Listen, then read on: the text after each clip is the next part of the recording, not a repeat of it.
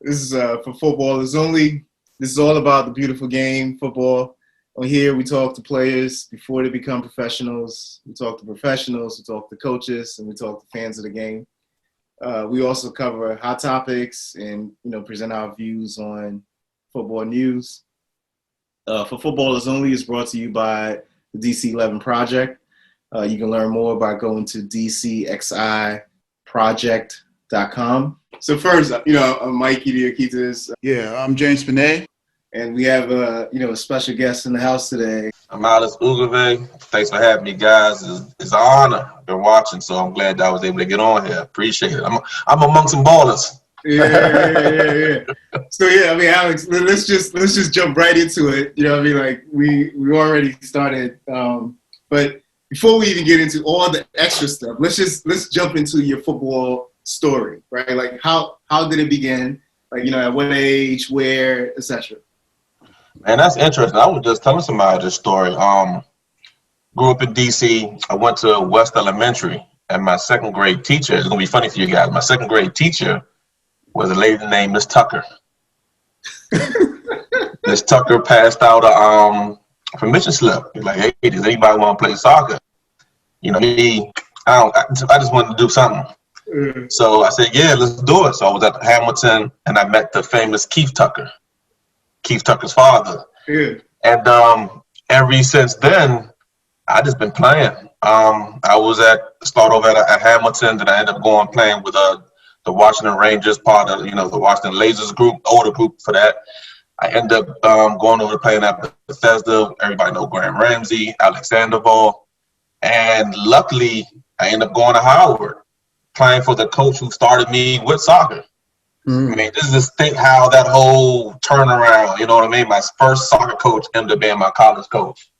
And man, I've been thankful ever since that I picked up a soccer ball. You know what I mean? The people I've met, the places I've gone, the experiences I've been through. So man, it's amazing, man. It's been amazing. I've been trying to give something close to that to any kid that I come in contact with. Yeah. So then what did you do after college? So after Howard, what did you do? So when I was at Howard, I got drafted to Chicago Fire. I went down to the InfoSport tryout down in Florida. A couple thousand kids down there, and my coach for the weekend was the assistant coach for Chicago Fire, Dennis Hamlin. Luckily, I had a good weekend. I played with some good ballers, so I didn't have to do a lot of work. It was easy for me to just stand out. When you got players around you that can play, man, as you guys know, life is a lot easier, you know what I mean? So going through that, getting drafted in the supplemental draft, bounced around a little bit with DC United, with Chicago Fire, then I ended up going over playing USL with Crystal Palace, USA. Played a couple of years over there. We was able to go overseas and play against Crystal Palace, which hands down one of my most memorable moments is going over there playing in I can't remember the name of the stadium we played in, but just watching them water the grass, the music, the mascot, I was like, wow, this is what they do every day for a game. So, that was dope. Man, I miss those days. I really miss playing. So now I get joy out of watching the kids that I work with, watching little man play ball. I'm thinking to myself, if I had a good knee, I'd be back out there. That's what we all say. That's what man. I try to play with them now just to play pickup, and my knees swell up. I'm like, I'm done with this. That old age is serious. Now I know what they mean when they say, hey, when you get to the other side of 30, life's a little different.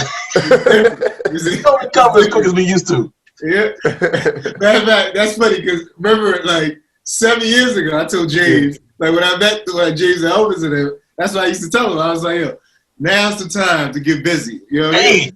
If you when you cross that, there's a certain level. Once you cross that, it's different. Like the body responds. There's no going back. Yeah. Hey, there's not too many people I know that's around my age that are still playing. And like when I say play, like they're not hurting the next day. Like when I play, I got to shut it down for the next couple of days. Like I don't even want to go to work. You know what I mean? That's how much my body hurt. There's a few guys I still run with. Like they can play and they still feel great. I wish I had, that luxury, but Yeah, man. Enjoy it while you can still play, man. Any chance you can get out there and play some pickup, go play with the kids, go do it because it's coming to an end soon. Indeed, man. So okay, let's go back a little. I think a few things you brought up.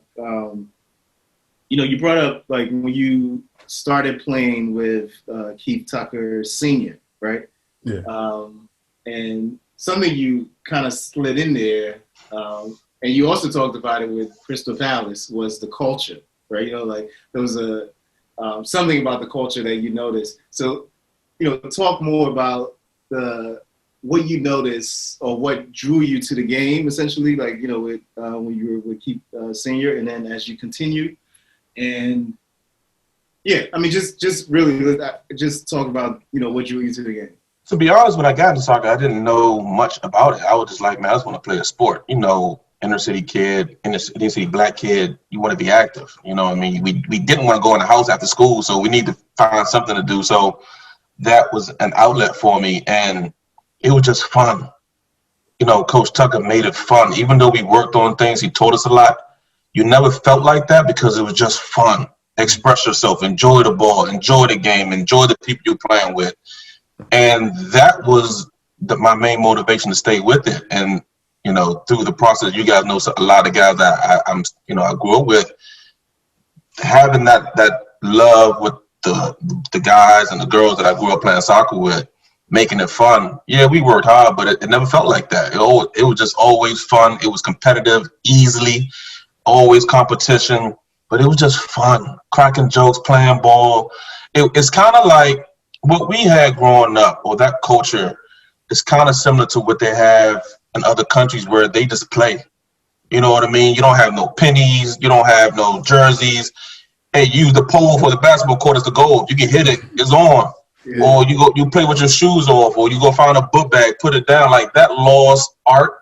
Like that what made soccer fun for us back in the day. You know what I mean? We didn't need a lot. Yeah. 4 squares. Just find some squares and let's play. You know what I mean? That culture, that love it was truly something special. And I agree, all three of us, we try to bring that back, man. No matter what we do, are you enjoying it? Are you in love with the ball? Are you in love with the game? And that's always been, for me, what kept me playing the game for so long. I just had fun with it. You know what I mean? Those moments when it felt like a job, is those moments I kind of lost the love for it for a little bit. Yeah. But then going back to go play pickup or just being in the right environment and enjoying it again, you will always get that love back. Yeah, that's cool. Oh, so before I even start, Alex, I just want to say sorry for your loss, Jerome, man. Jerome was a baller, good guy, man. We played. Remember Rafi? We used to play with Rafi. So I just want to make sure before I even say anything, rest in peace to Jerome, your boy. I know that's your friend. You guys grew up together.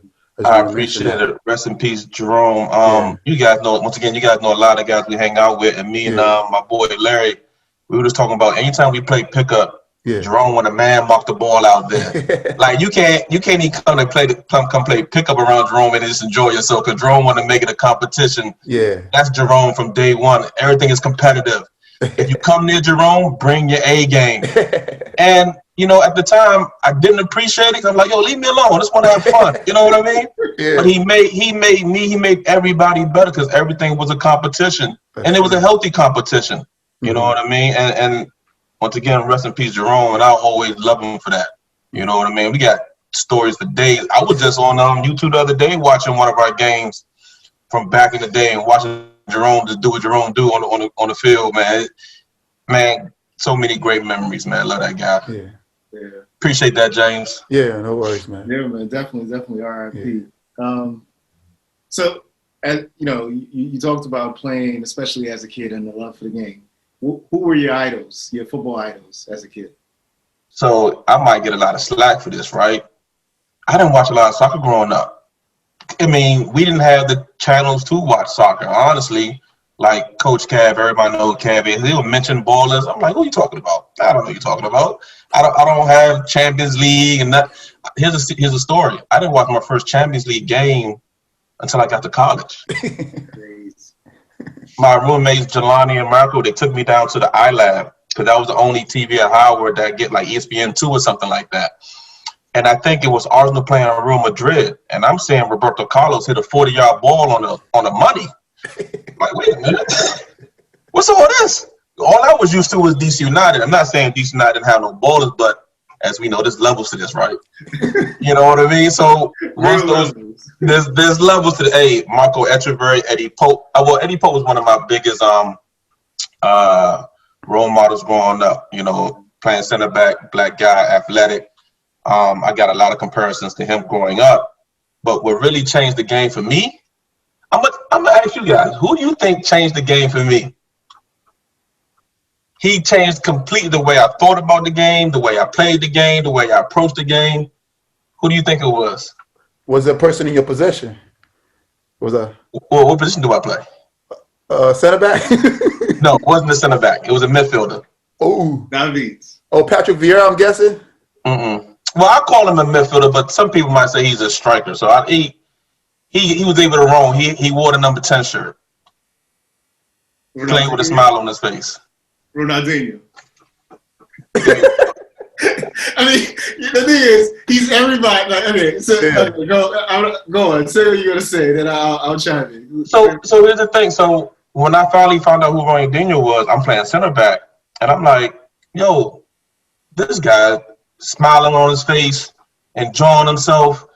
And this is me as a center back. I remember we used to play pickup a lot at Howard, and I remember my good friends Jason and Larry when we played pickup. I'm like, yo, I gotta start dribbling now because I don't want to be the guy being on a poster because a guy like Ronaldinho did 3 scissors and he broke me down. But if I develop my game, now I can take players on. And I remember those years, those guys used to laugh at me. Why you doing the scissors? And I'm falling, trying to learn how to do it. And this is me at 18 figuring it out, but I stuck with it. And I got pretty good at it, but it's all because of Ronaldinho. Watching the way he played, I'm like, yo, I'm not playing this game right. I'm not having as much fun as he's having. And he's playing at the highest level, millions and millions of dollars on the line. Oh, he just passed the ball with his back. Yeah. You know what I mean? He just juggling the game. If he want to take on 3 players and do a scissors, so be it. I'm like, okay, it's time for me to change the way my whole approach to the game. So Ronaldinho, hands down, changed everything about the way I thought about the game. So, okay. Favorite player ever. Yeah. So okay. You said, that's Jerome's favorite player too. Rest in peace, Jerome again. Jerome loved Ronaldinho. Yeah, okay. So the thing, a couple of things. One is Ronaldinho is a lot of people's favorite player. Do you know what I mean? Like, I think he holds a special place in a lot of people's heart. Anybody who loved ball mastery and enjoying, having fun. Like, like that playground type, like everyone loves him. You know what I mean? Like, I think it's very difficult to find someone who say they love football and have something negative. I mean, obviously besides the work ethic, and the party, but like just balling and ball mastery and creativity and having fun, etc. But the thing I was going to ask you though is, so you said you found him at like 18. Right? Mm-hmm. When I was at Howard when I found him. Yeah. So you didn't. So what you're saying is you didn't know about Ronaldo. No. Wow. I might have heard of him, but I didn't I didn't YouTube or anything like that. So funny thing is, you guys know Rebo. When Rebo came to Howard, he sees all of us, like all the guys from DC, Jason, Larry, Jerome, S.A. Lamar, Botchway. And he's like, wait a minute, you guys don't know these players? How are you guys good at soccer? Right. I was like, yo, who are you talking about? And I was like, yo, we don't know what you're talking about, but we just love to play. You know what I mean? Well, maybe those guys knew, but I definitely didn't know who the hell some of these guys were.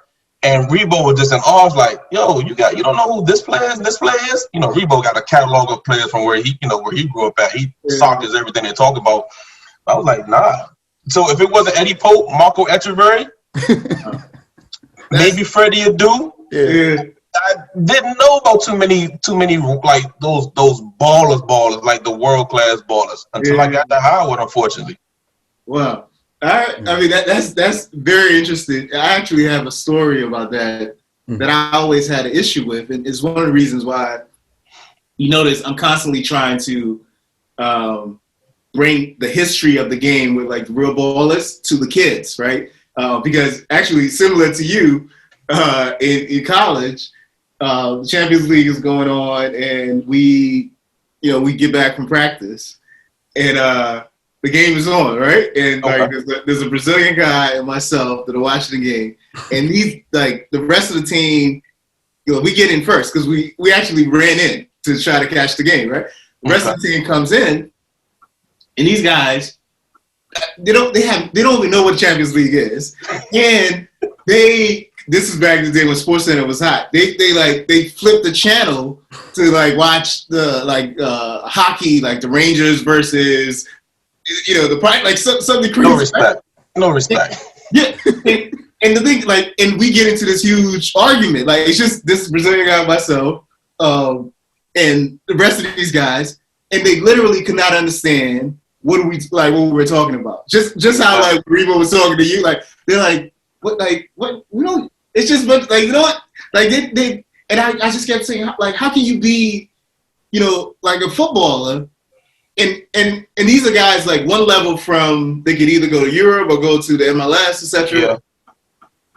Yeah. So how can you be at that high of a level, right? And it was always an issue for me. But hearing you say it like that, you had the same experience it's mind-boggling. And it's one of the things we're definitely trying to do to make sure like the kids are constantly knowledgeable and know and engulf in the culture, like understanding like the greats that came before them, et cetera, because one of the things, as like James Brown can tell you, as like kids, growing up, we would take on a personality. You know what I mean? Yeah.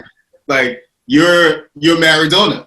And like you engulf that, like you study all his things, etc. Watch everything he does. Yeah. I would have done that at 18. I found Ronaldinho, everything he did. I'm like, okay. Like I'll tell you right now, there's not a highlight of Ronaldinho you can send me that I haven't seen 1,000 times. Yeah. I probably got videos of Ronaldinho that people haven't seen. You know what I mean? That's how much I studied that guy. But to go back to the whole culture growing up. If I didn't have, Cab and those close 20 friends of mine, I don't think I would have stayed in the game as long because I didn't know about it. You know what I mean? But just being competitive with those guys and that relationship we had, I just wanted to play up with them. Yeah. You know what I mean? I just wanted to compete with them. And as I continue to do that, I started learning more about soccer. But here's a funny story. So I'm coaching a kid.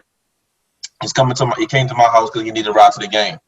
And this kid is all about, watching every highlight. So I'm sitting there, I'm thinking to myself, does this kid even know who Ronaldo is? Like the real Ronaldo. Mm-hmm. So I said, who's Ronaldo? Man, pull up Cristiano Ronaldo. I'm like, you know any other Ronaldo? He's like, no, I never heard anybody else.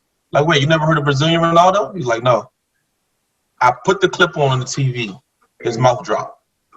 Seeing how fast and how he can go both feet, bang it with both feet, take on multiple players. He's like, yo, who's this guy?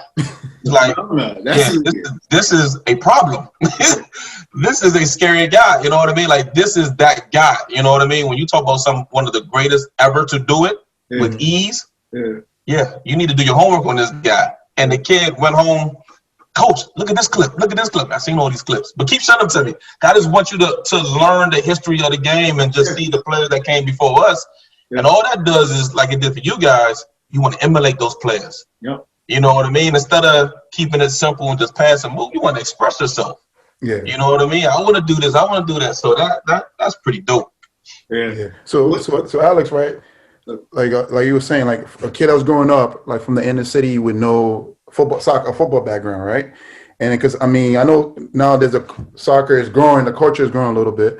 What type of advice do you have a young kid as right now, right? That's thinking about soccer because growing up, especially in the U.S., you have so many options. You can play basketball, you can play football, you can play baseball, right?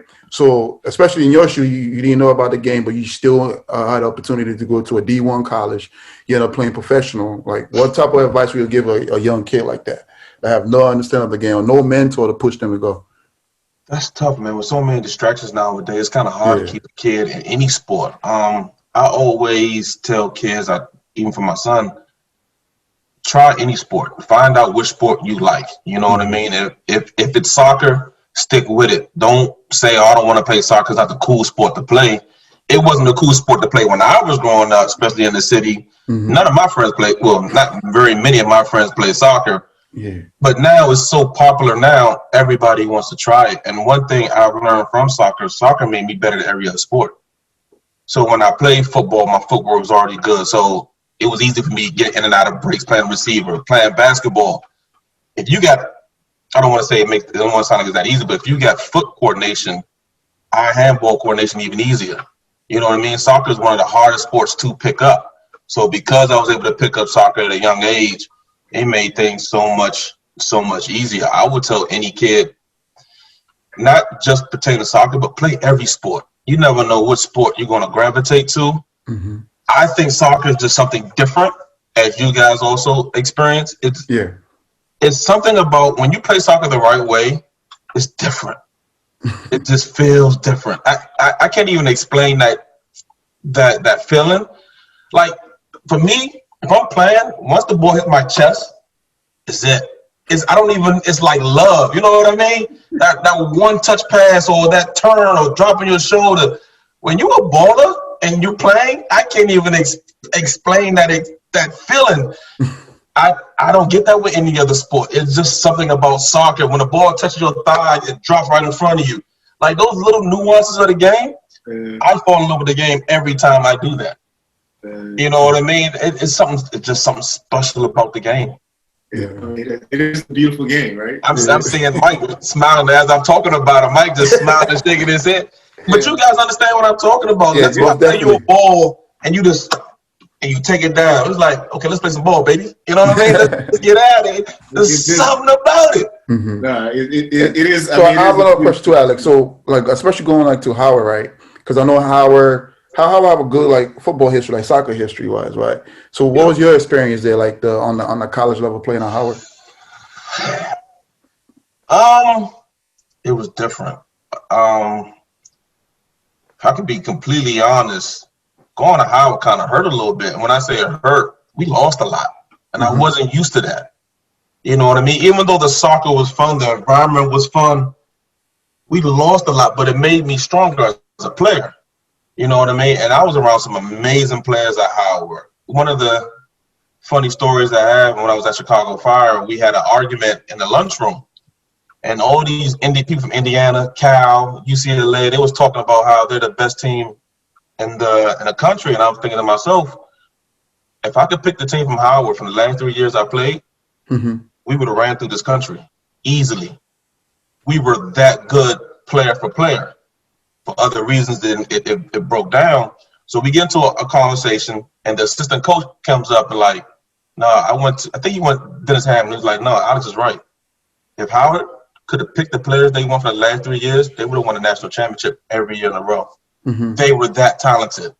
You know what I mean? Howard was one of the best experiences for me. Some of the people that I met, the learning experience, once again, playing for Coach Tucker, he was teaching us things ahead of time. And when I say that, when I watch Barcelona play now, Barcelona play half-court soccer.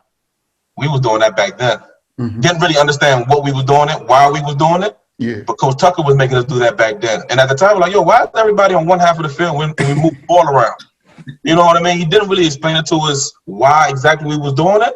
But now, years later, oh shit, look what Barcelona's doing. Look what Bayern Munich is doing. We were doing that back in 04, 05.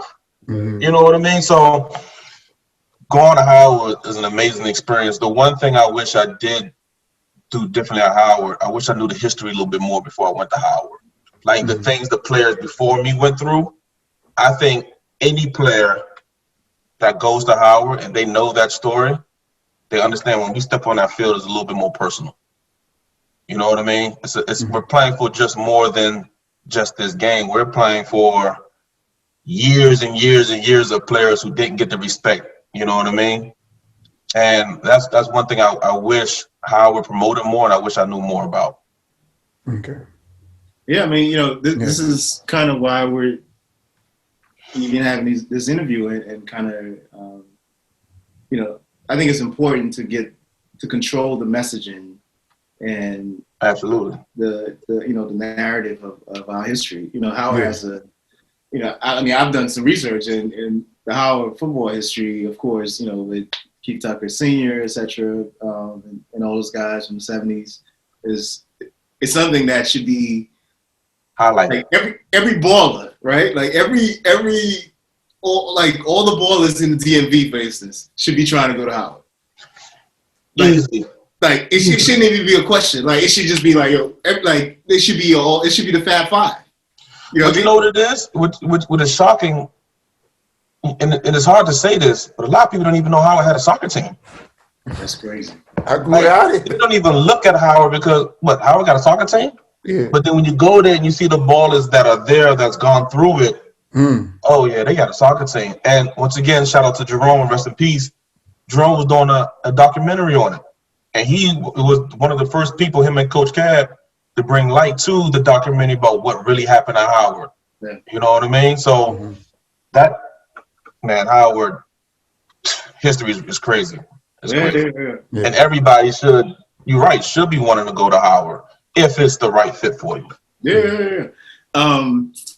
So just to go back a little, you talked about, you started learning about Ronaldinho when you first went to college. So now, you've had some time to, to study the game and learn some history of the game. So who are your top 11 players of all time? You. Now, take your time, man. Yeah, take your time.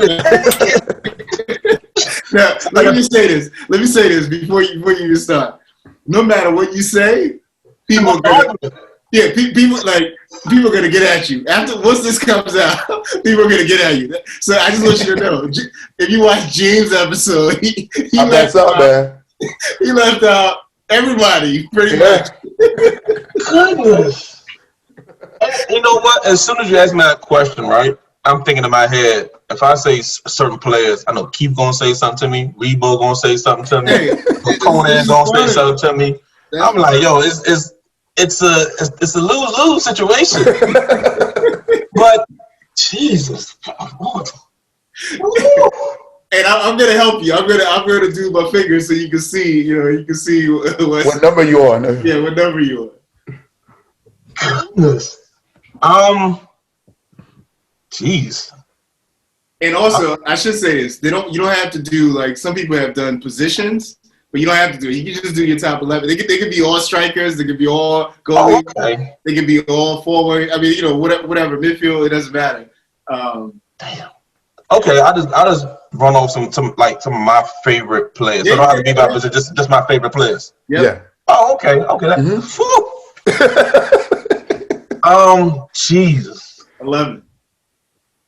Ronaldinho, Zidane, Messi, Neymar, Xavi, Iniesta, Beckenbauer, Cafu, Alves.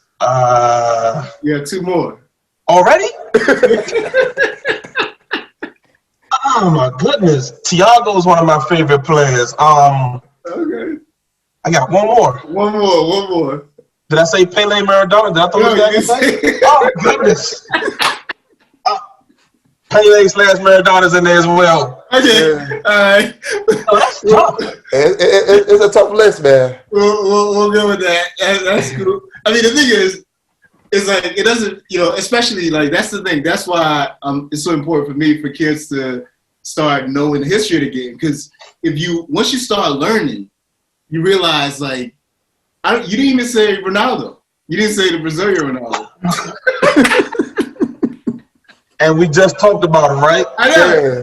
Listen, there's Romario, there's Bebeto. Yeah. Rivaldo. It's so.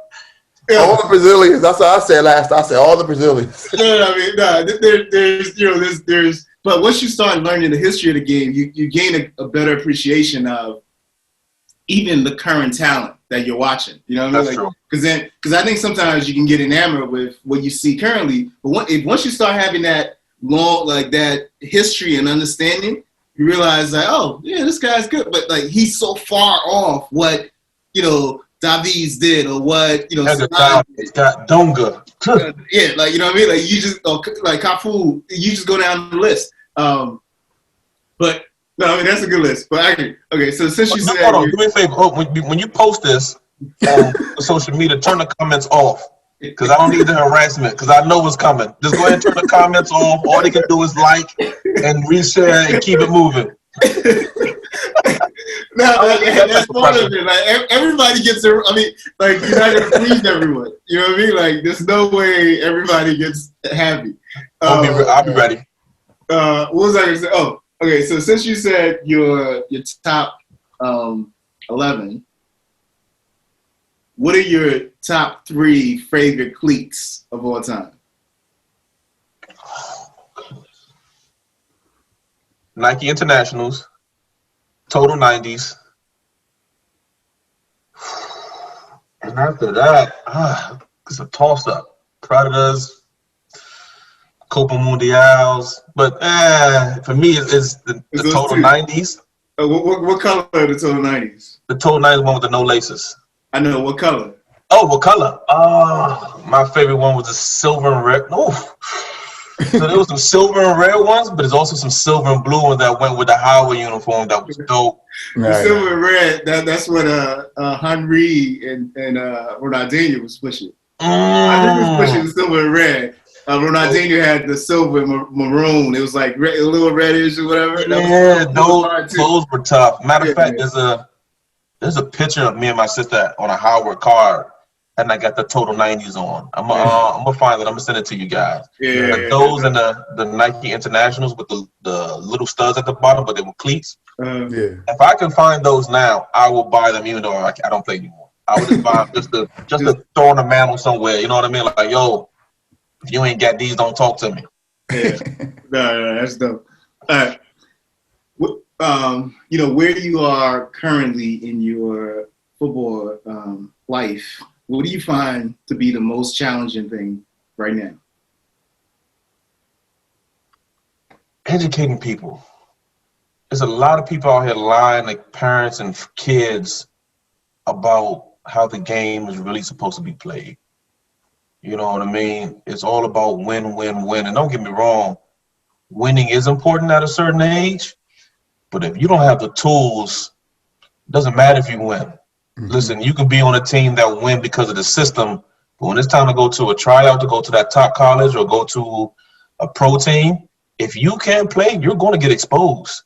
And I don't think a lot of coaches really prepare kids for that. You know what I mean? They prepare kids for this Saturday, next week Saturday. I was just talking to my boy Jason. And the way we think about it, you guys share the way I think about it, some other guys. I think about next year. I think about the year after that when I get you. You know what I mean? If I get you at U9, I'm thinking about, how nice can I make you by the time you're 12? So regardless we win or lose, I got to check off these boxes. Can you pass, shoot, dribble with both feet? Can you think the game? Do you understand the game?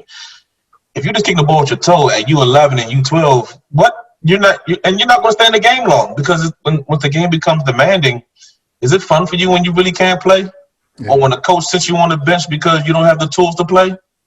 You know what I mean? And I think as coaches, we get caught in our ego. Oh, I got to win to show the next coach that I know the game. Nah, I can lose 7-0 and still can talk the game better than you. But I know their development is more important than me winning this game today. You know what I mean? So I think that's the hardest. Just trying to educate parents and let them know. Also, it's the kids' game. Stop screaming from the sidelines. Stop putting so much pressure on them. Relax. Let them enjoy it. If it's for them, it would be for them. You know what I mean? Just let the kids sit back and enjoy that moment that they have. Because that's their freedom away from everything else. They just want to play. You know what I mean? So I think that's one of the hardest things to deal with. Have parents to teach parents or educate parents to be patient. Educate coaches. Stop making it about you. It's about the kid. It's always going to be about the player. You know what I mean? You win or lose, not on your tactics, based on your players. You know what I mean? So we gotta remember that and keep it fun for the kids. At the end of the day, keep it fun. Because if it's fun, they're gonna go home and work on their game. Yeah. You know what I mean? They're gonna put the extra work in when it's fun. They're gonna come to training with a smile on their face, leave training with a smile on their face, want to continue to get better because it's enjoyable, because it's fun. So yeah, those are a couple of things. Yeah. No. I agree. So to add on that, Alex, so what's your philosophy as a coach currently? Like, what do you focus on? What about getting the kid better every time I see him? Mm-hmm. You know what I mean? If a kid has a weak left foot, all right, let's work on it. Weak right foot, let's work on it. I'm not saying it's a bad thing, only play one touch, two touch, but I want you to be creative. You want to dribble, take a player on. You know what I mean? Just trying to find out wherever a weakness of a player is, how can I make that weakness now become one of their strengths? So I'm always thinking, how do I make this player better? How do I make this team better? And one of my phrases that I use a lot is, if you develop each player, your team can play. It's really simple. You know, a lot of coaches, as you guys know, instead of developing a player, let me just wait to a tryout. Let me find the next baller, snatch that kid up, my weakest player, get rid of him. Nah, I don't really believe in that. You know what I mean? Develop everybody to play ball the way you appreciate the game. So the way I appreciate the game, the players that I name that I like, I want my players to play like that. So I encourage that. You know what I mean? And that's pretty much that's my outlook on it. How good can I get this kid? How far can me and this kid go? What is your goals? Pro, college? All right, let's do whatever we need to do. Let's put a plan together. Let's get there. Now, as we know, a lot of other things play a major factor in it. But my job is to always bring that level or that high standard to every time I interact with that kid or that team. You know what I mean? Mm-hmm. Yeah, that's good. And another question too, Alex. I was watching your son, man. He's a baller, right? There's a lot of parents. Yeah, he is, man. I saw the highlight. Kid is a baller, right? So a lot of parents, like you have a son or a daughter. Like, what advice do you have them to develop or get your kid on that type of level? You know what? This is the podcast, so I'm keeping it on. A lot of people don't listen to what I say, to be honest. They don't believe me. And I look at them like if you like that, who do you think taught him that? You know what I mean? Like, who do you think showed him the ball? Rebo helped me with that. The video I just posted of Rebo showing Amir how to do with scissors at like 3. I remember I wanted to. I was like, nah, if I do, it's too much pressure. Rebo, you do it. And Rebo, you guys know Rebo. Rebo knowledge of the game. And Rebo, you need to start coaching Reeves. But I try to tell people, make sure your kids enjoying the ball. Enjoy the ball. But people look at me like, does he really know what he's talking about? I mean, I've had coaches, I've had parents. I remember when Amir was maybe like 5 or 6. All he do was dribble. And people are like, yo, you're developing a ball hog. I'm like, no, I'm not. He'll learn how to pass, but he's 5 or 6. How far can he really pass the ball at 5 or 6? Who is he pass the ball to? You know what I mean? Let these kids enjoy themselves. And by the time he gets to the right age, I guarantee you at that time, he'll be able to pass, understand the game. Mm-hmm. But people don't really believe what I be saying when I be trying to talk to them. I'm like, if you don't believe me, cool. Look at the product. So you hear what I say, you see the product, and I think Amir's okay. I think Amir has a lot of work to do. Mm-hmm. That's just me being a humble parent. I don't want to size him or get his head big where he think he don't got to work. So I always tell him, yeah, you had a good game, but you could have did this or this and get better. But in the back of my mind, like, damn, I wasn't doing that at that age. But I can't tell him that, because if I tell him that, then he's not really listening to me no more. So, quick story, he scored. He had a game. He scored 3 goals. I'm like, Amir, how'd you play? Like, Dad scored 3 goals. Like, oh. But outside the 3 goals, how do you think you play? Like, really think about it. And he's like, oh, well, my first touch was off on this play.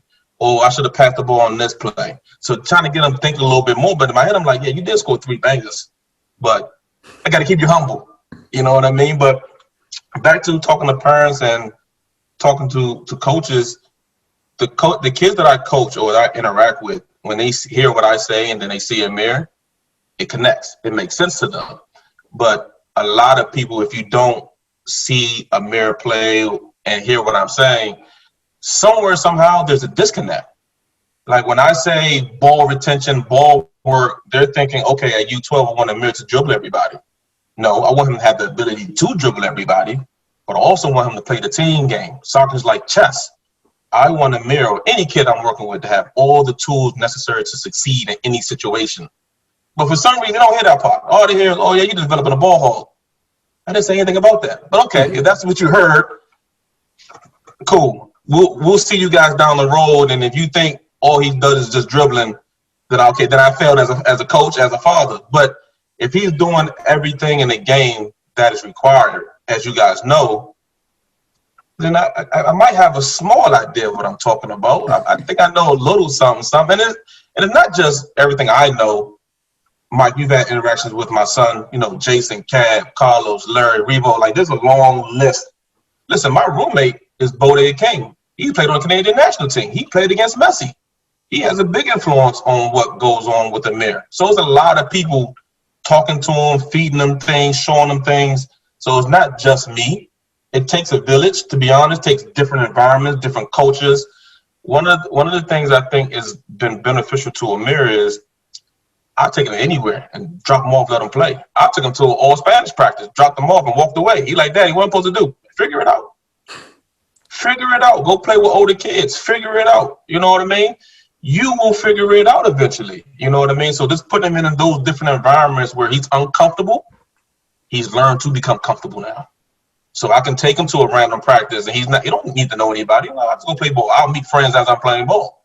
You know what I mean? So I think that's been one of the biggest things that help Amir in his development so far. But he's only 11, so he still has a long way to go. We'll see. I try not to put too much pressure on him. Try to allow him to still be a kid.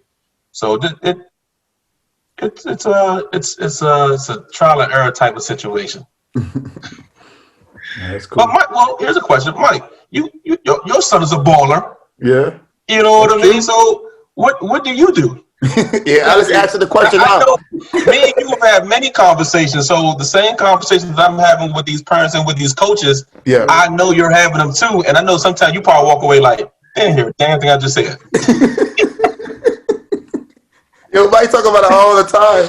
Hey, me and Mike had I didn't know Mike that well, but a couple of years ago, I think it was at a Father's Day boxing event in Silver Spring. And that was the first time me and you had a long conversation. And me and you thought alike, you know what I mean? We both have kids that's growing up playing soccer, and as father figures, we play, so we're trying to show them the game. But I can only imagine some of the conversation you're having, and people like, I might not know what he's talking about. He's like, you don't listen to me, but you go listen to this other guy, and your son is kicking the ball with his toe. He's not controlling it. Just kicking it out of bounds. All right, cool. Yeah, good luck. It's tough. It's tough. It's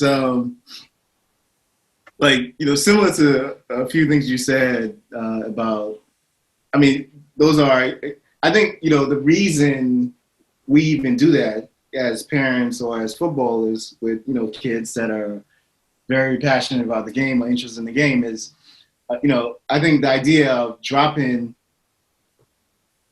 a player in different environments, right? Having them test themselves out, getting accustomed, not getting used to one playing style or just comfortable with a certain group, etc. Like all those things are extremely valuable, but it also plays into, what we're talking about even offline, the whole idea of, pickup, right? Like getting used to free play. Because what happens if you're, you're a certain age, especially when you're younger, and you play only a certain way, you can just get accustomed to only that, and it becomes a crutch, right? Like, so if you're playing left back or right, or whatever it is, and you're in a certain system or a certain tactical under a certain coach, then that's the only thing you do, right? And so with Michael, for instance, even to add on to the things you said, like one of the big things that I have him do, and I encourage I'm constantly encouraging kids to do that, to the point where we're even doing it, in DC 11, is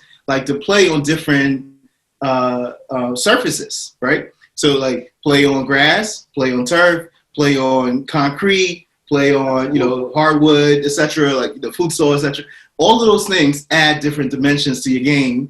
The pace of the ball, your like how quickly you move, the space, like understanding space and dimensions, etc. Like all those things matter, right? But Mike, these kids and families are bougie now. Oh, I know. Listen, if it's not turf and it's not lit with the purple lights, they're not playing on anything else but that nowadays. No, but what I'm saying is but those kids, like these, and this is why these kids can't compete at the international level, because the guys at the international level, even right now as we speak, right?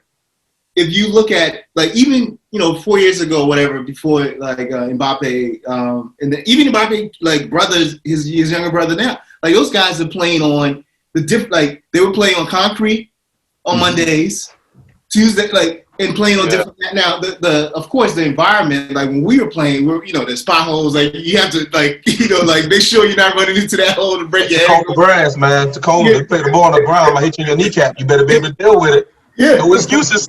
You're right. But so the reason you have like the South American players, the African players, the Caribbean players, the European players so gifted with the ball is exactly that. They're playing in like sometimes they played on very small pitches, like they played on like concrete. I mean, everyone knows like the Portuguese Ronaldo story of playing on the road. Like literally the road is where he played till like 9. Yep. I mean, that like how crazy that is for a lot of kids. So I think like just like something that simple will be extremely helpful to a lot of kids. But to your point, you're actually right. Like what happens a lot of times, like if someone doesn't know me, right, and they meet me at a coaching event or whatever it is, and we're just talking, they like the first couple of things they ask in America is about like your license. Do you know what I mean? Like. And so, like, if you don't say you have an A license, so that if you don't have an A license, automatically the conversation drops. They cut you off. Yeah. But then what happens is like, so sometimes when we go to tournaments, like, so with Mike, for instance, like, he would be invited as a visitor on a certain team, so we'll go to the tournament, and then so I'm talking to this person, and they act, and I said, I'm a coach, etc. No, what license? Oh, okay. The concept of this, right? Then later, dirt like the tournament hat starts, and he's getting like because I like if he wasn't my son, right? Mm-hmm. I mean, you saying everybody, he thinks. Oh, I mean, it's not he thinks. He actually is Brazilian. Like Brazilian, like in that Ronaldinho, like mindset, like to the point that it actually annoys. I mean, even me, it annoys me at the time, like right? Because it's like instead of just doing this, no, he has to like the boy has to flip and do this, Hey, man, gotta stand out. Yeah, but it's completely like my game is more Saddam game, right? Yeah. So this is why I know, like even like because like at one point, I would try to like but it's really him. That's really his game. So anyway.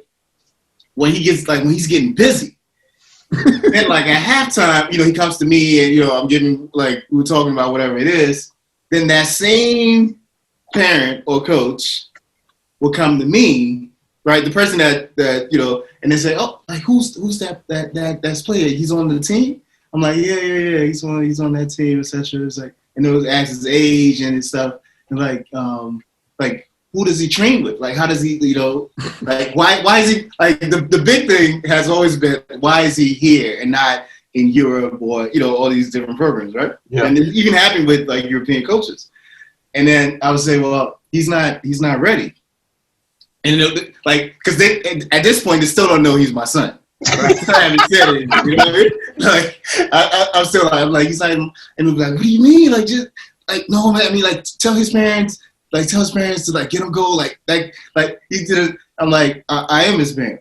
I'm his parent, and I'm telling you like and then like from there the whole conversation changes. Then all of a sudden now they weren't paying attention before, but now they're they're more interested and they're more willing to listen and they want to like get some training and this and that, etc. So I think like there is a gift and a curse, right? Like I think generally we listen when we see results.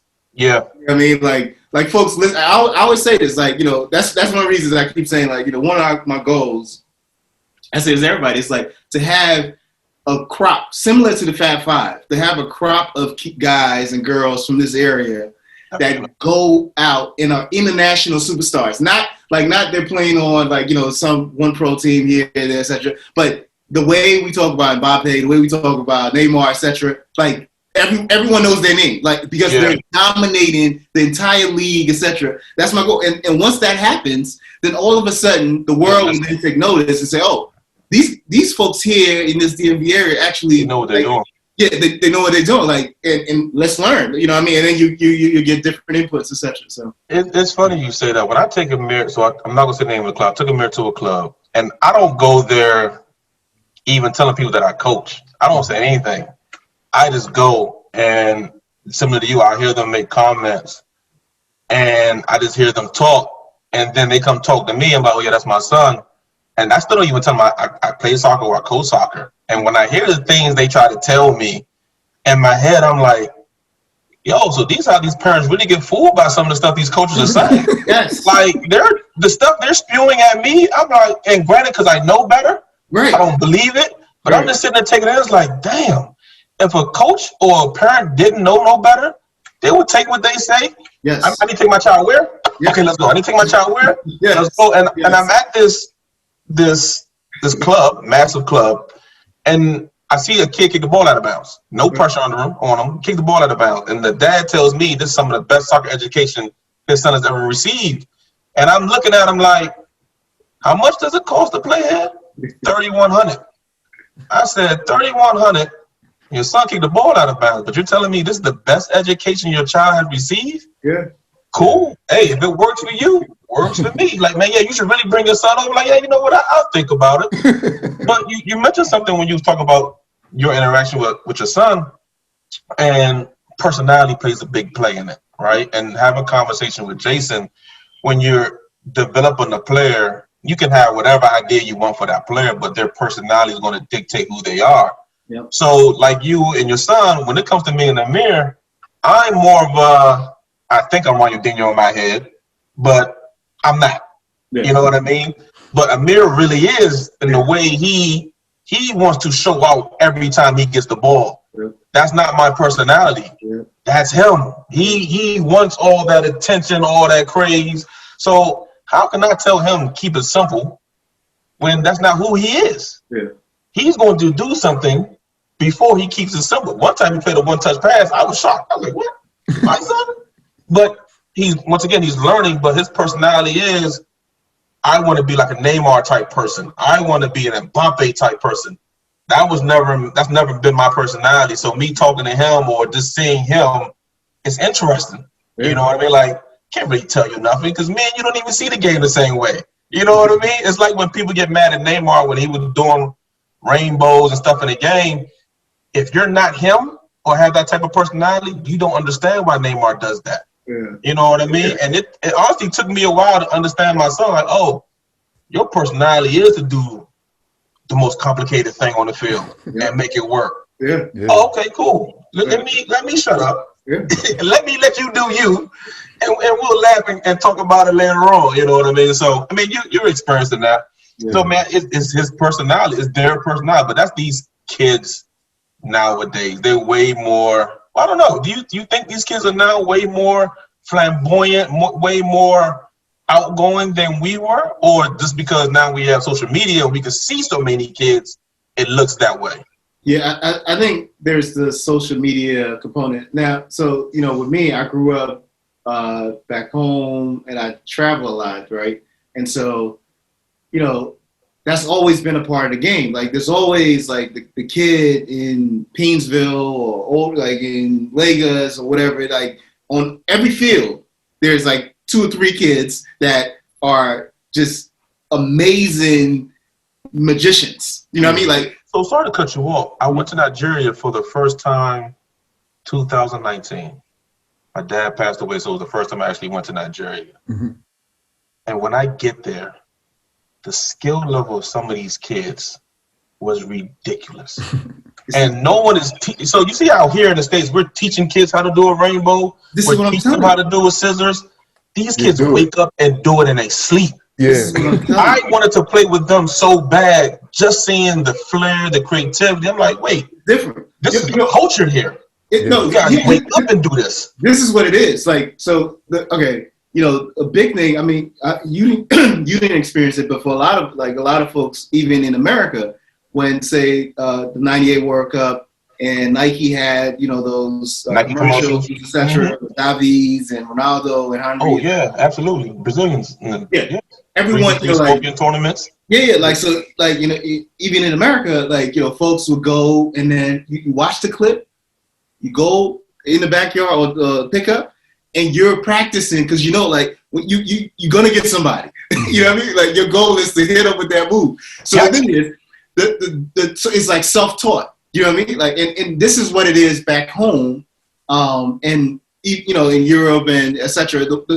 It's a different filtering system. The way it is like it's self-taught, like you come with basic skills, etc. And then the cream races to the top, and then the top is what is selected to go into those academies because then they see that you actually have some physical gifts and you're actually interested in in this at a like you already bought in. Like nobody, like a coach doesn't have to tell you, oh, this is fun, or these are the things, etc. Now you want to get better, so then you go to the academy, and then it keeps, that's how it keeps tapering off, and then the best of the best, make it out. Mm-hmm. So this is something that's missing here, and so this is one of the reasons, we do. I mean, you and Amir and stuff. Then where we do like the summer pickup series, because if like I really wish, if we were in a warm like place, like the weather was warm and we had a lot of fields. Every day, as much like as you can. I would literally just have field where folks have access where kids can just go and play. Do you know what I mean? You don't understand the importance of what pickup can do. Mm-hmm. Listen, pickup is a sink or swim type situation. Yeah. If you just want to be there and kind of just be in the crowd, all right.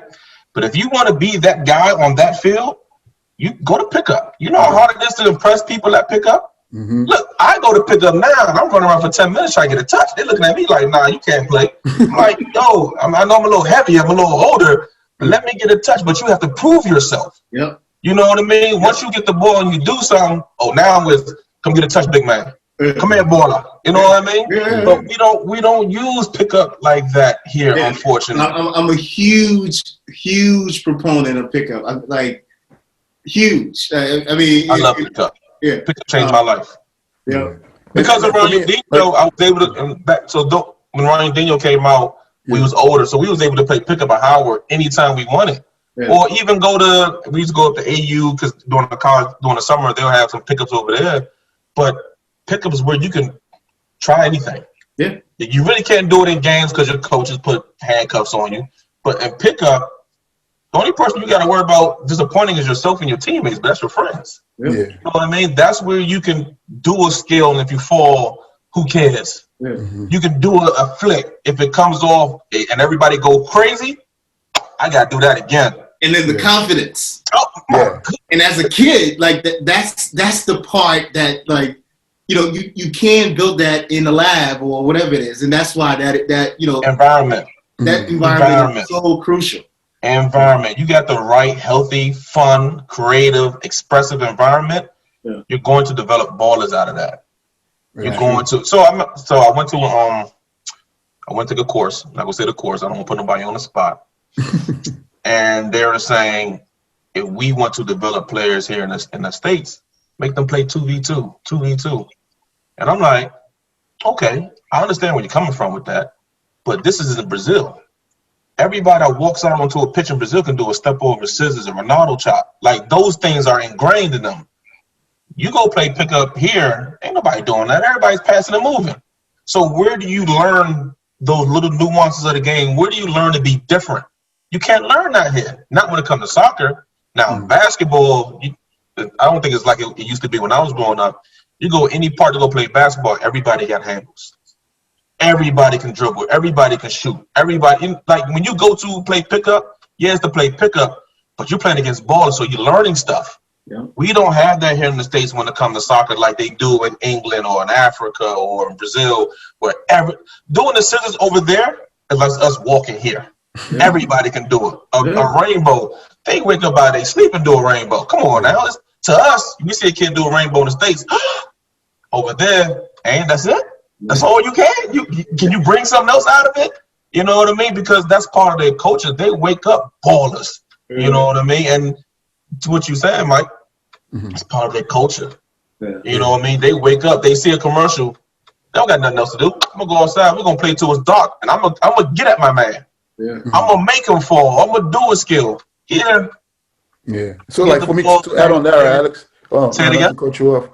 So it is a culture thing back home, and here in the U.S., almost like you're saying basketball. If you go on the court, everyone can ball. I just think the missed link is the understanding of the game of soccer, right? So kids can understand basketball. They can when they go out there, they can mimic that stuff because they understand it, right? So back home or in Brazil and stuff like that, people understand the game. So once you understand something, you're free to try and do other stuff, right? So I just think, especially kids in the inner city with soccer, they don't understand. They think even using the toe, they're even afraid they think it's wrong to do it. So I think once that understanding is there, or it's good. Like someone like us growing up, you pass on to your son. Mike is doing that. We building that culture now, that understanding to be free to understand the game. So I think hopefully maybe 10 years from now we can No, man. No, I think less. James, well, I think less, but James, you're 100% right. Just look at futsal. Look how futsal is a sport where you're supposed to play, you enjoy it, and you nine to doing passing patterns in futsal. Like, when do the kid get the chance to enjoy themselves? You know what I mean? Futsal is supposed to be fun. Yeah. Not pass it, run to A run to B run to C. Don't get me wrong, at the highest level, yes, you need that. But even at the highest level, when it breaks down, those players can make something happen out of nothing. Yeah. But they didn't come playing futsal, learning passing patterns. They were just playing just to have fun and enjoy themselves. Then you give them a little structure and you say, hey, if you don't have a passing option, you have the skill to figure it out. And we don't do that enough here, not only in futsal, just a soccer period. It's all about how quickly can you get the ball under control? How quickly can you pass it? Yeah, it looks good, but how much fun am I having the very time I get the ball, I got to let it go right away. You know what I mean? You can only express yourself so much. So we don't allow kids to have enough fun, play, pick up, even in practice.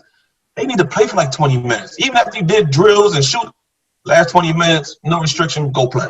Because from 9 to 45, at the end of the day, all we want to do is just play. Yeah. That's the key thing that we're missing. We just don't play and have enough fun playing. Without anybody, why you do that? Why you didn't pass ahead? Get back on. Man, leave me alone. Leave the kid alone. Let us just enjoy it. You know what I mean? Say something to them afterwards, maybe, if you want to. But let's let them enjoy. Let them find the game themselves. You know what I mean? Yeah. What would you say is your worst mistake, either as a coach or as a player? My worst mistake as a player? Well, I was just talking to somebody about that. My worst mistake as a player was not believing in myself and going to ODP at a younger age. Coach Tucker and the late, great Curtis Landy, rest in peace, they were on my case for like 2 years. Go to ODP, go to ODP. I didn't think I was good enough. I was maybe like somewhere between 10 and 13. Never went. I finally believed in myself, so I went when I was like 16, 17. Made district, made state, made the regionals. But it's my senior year, I turned my ACL. So I didn't even get a chance to fully enjoy what that experience could have been. And everybody was telling me back at 11 and 12, I would have made it. But because I didn't believe in myself, I didn't. So I just thought to myself the other day, how much different would my path has been if I had made ODP at a younger age? You know what I mean? Or even when I went to college, I tore my ACL, so I lost a lot of scholarships. So I ended up going to Howard. I had a scholarship to go to Maryland. What would my path have been if I'd been there? But now on the flip side, I think if I went those routes or went to the Marylands or went to ODP, would I still be the player, or would I still see the game the way I see it now? Would they have made me become a robot like everybody else? You know what I mean? So in one way, I'm kind of glad that a lot of things didn't work out for me, because now I see the game differently. I appreciate the game differently. I appreciate creativity way more, independence, free flowing. If I went to those systems, what would they have told me? I can't come out the back when I play? Keep it simple. You know what I mean? Play within the system and really stay in the system. That probably could have hurt me, and more importantly, it would hurt the kids I'm coaching. Yeah. It would hurt my son. You know what I mean? Mike, you're similar to this. I try to teach my son to do everything I couldn't do. Everything that I was taught as a kid that I thought was right. Who said you can't dribble inside that 6-yard box at 9, at 10, at 11? I saw Busquets for Barcelona do a backhand, PK for Barcelona do a backhand in the box. You think anybody telling him he can't do that? But in the States, we tell him, oh, no, kid can't do that. So because I didn't go those routes, I kind of give my kids that freedom to figure it out. If you do something wrong, we'll talk about it. But let's see what you do first. You don't, in a lot of systems in the States, you don't get allowed to do that. You don't get allowed to make a mistake and get to try it again. It's you make a mistake, come sit down beside me, buddy. You know what I mean? If you don't play this ball, all right, I'm going to find somebody else that is going to play that ball instead of understanding what I bring differently to the game. You know what I mean? One of my biggest mistakes as a coach, I would say not getting my licenses earlier. And I only say that now because getting these licenses is ridiculous. It's what, $3,000 to get your license now? If I got my licenses a lot earlier, if I knew I was going to go into coaching, because I never thought I would be a coach, to be honest. I would just play camp, say, hey, come help some kids out Waldorf. I've been coaching ever since. But if I took the licenses more serious, the conversation now would be a little bit differently. Because Mike, like you said, the first thing they ask you, where's your license? So we can't get those jobs that we know will make a difference, like the DOC jobs. You know what I'm saying, that club, because the first thing they ask is what's your license. If I got the license, you can't talk to me no more now. Or you can't talk to me any kind of way. So now I can go into those positions and do things the right way. Yeah, I got the license from whoever. Say I got the A license. Yeah, I can have that conversation. Now that I got that position, yeah, we playing pickup. We're expressing ourselves. We're enjoying ourselves. I'm not doing about the book because about the book has gotten us what? A bunch of average players like everybody else. Now, don't get me wrong. There's some players that are talented and gifted, but just doing that because the conversation now will be a lot different. Yeah. You know what I mean? And when you are a DOC, you touch more kids. When you help more kids, as opposed to working with 1 or 2 teams, you got a whole club, 1,000 kids. Now we're developing thousands of ballers instead of 10, instead of 12. And those are roles that we guys, us guys, and a couple other guys need to be in when we really want to change the landscape of this soccer thing in this area. Yeah, put us in one of those positions and see what happens. See how we would develop ballers now that everybody's listening to us, because we have this piece of paper who I don't really think it means much, but to them it do. Yeah. I mean, you actually touched on this, but what would you say is your ultimate goal as a coach, footballer? You know, what do you want your lasting contribution to be to the game? To open up a club from top to bottom that's done the right way. It's not about the money. It's not about winning. When you think about me, my friends, you guys, or the club, first thing you think about is the kids. The kids. What are we doing for them? Everything should be about them and them first. You know what I mean? I think because soccer is such a lucrative sport in this country, we kind of get lost in what's going on with the kids and start thinking about the dollar. How many kids can we get signed up? It's cool to have 5 teams at U9, but what are you doing with those 5 teams at U9? You know what I mean? The top team is pretty good because they came in from parents who are like us, who teach their kids at a young age. Second team, somewhere around there. Go look at the 3rd or 4th or 5th team of some of these clubs. It's atrocious. But they're paying $2,500 to $3,100. But what are they getting out of it? What experience are they having coming out of your club? And I want my lasting impression. I want hopefully one day when I get to that status of having a club, all my teams can play ball. All my kids are enjoying themselves. And those kids are now coming back and giving back to other kids in the area, in the club. So now, like you said, our kids are learning. When they get older, they're going to teach their kids or the kids they interact with what we taught them. Now, just imagine 100 kids like that, 200 kids like that, 1,000 kids like that. That baller is going to come a lot sooner when people like us or like-minded people like us are touching more kids in that positive light. You know what I mean? Making them really enjoy what soccer's really about. You know what I mean? Yeah. Well, also, what is yours? You and James. I got a question right back to you guys. Oh.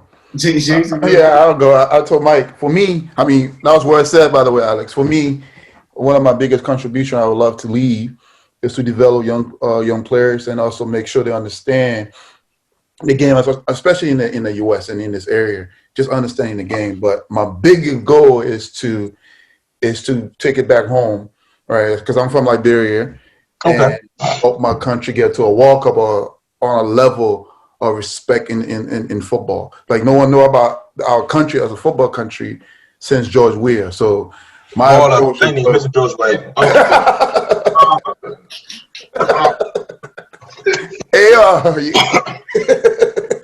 Make sure you turn the comments off. Forget it. Oh my goodness. I mean, that's what that's my last contribution. No list.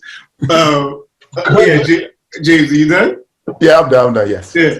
I mean, for me, hold on, Mike. Before you go, Jack, I got a question. James, why do you think African countries? Because there's ballers in Africa, no doubt about it. What's the holdup?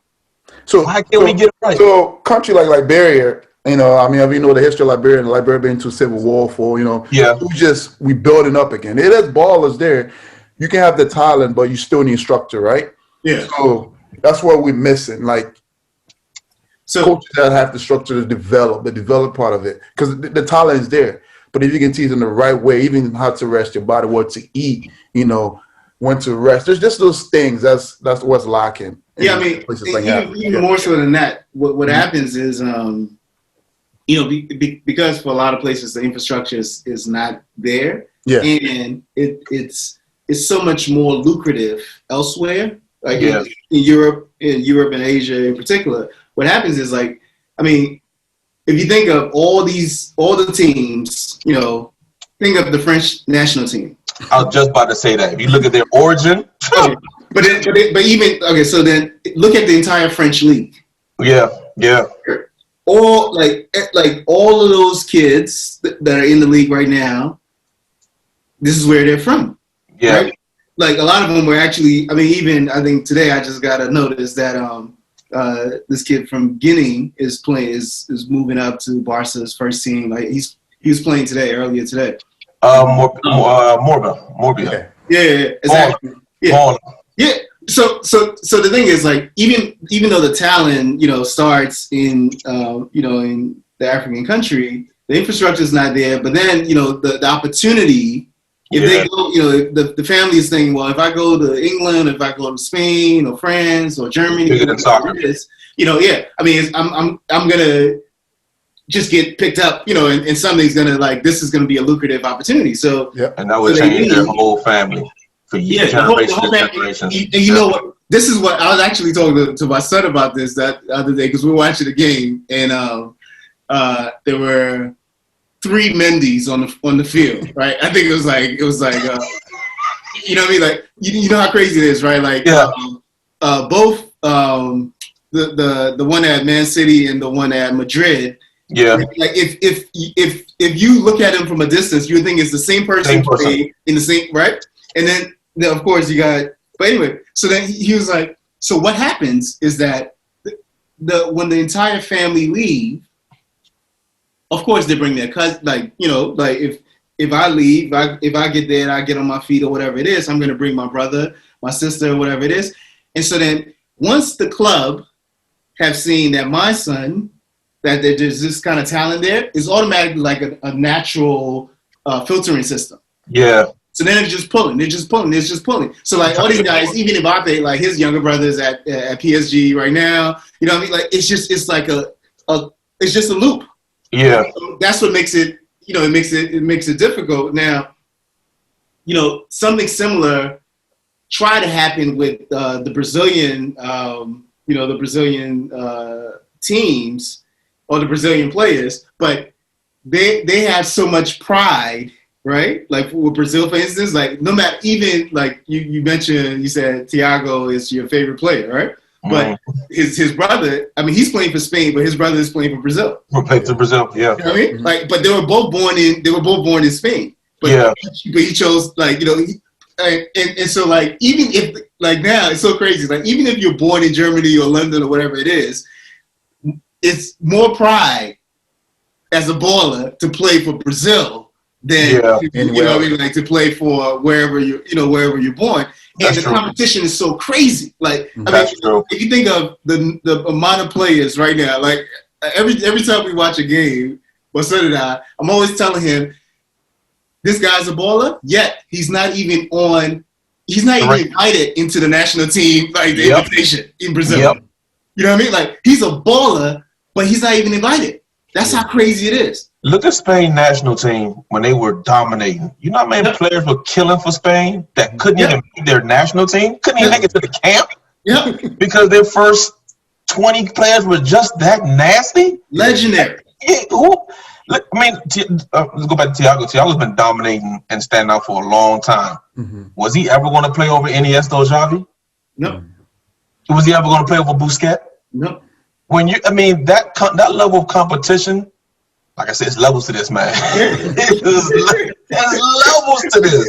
Like you gotta be, like you said, you gotta be the cream of the crop. Yeah. Like some of these places, Brazil, Germany, France. You gotta be. You know, but when you hear that, it makes you think back when you go to the youth. Why are we still trying to push average players when we know you have to stand out to get to the top at the youngest age? Why are you saying just pass and receive? Not saying nothing wrong with that. Yeah. What else can you do other than pass and receive? Because at the top of the top, they can do everything. Yes. So why aren't you pushing that if you know what the other end looks like? No, but I think that's the disconnect, right? The disconnect is disconnect. Yeah. I think a lot of us make the assumption that people know what is on the other end. So that's true. Going back to you, right? Mm-hmm. Like when you said you just learned about you learned about Ronaldinho at 18, and you're engulfing it, right? Yeah.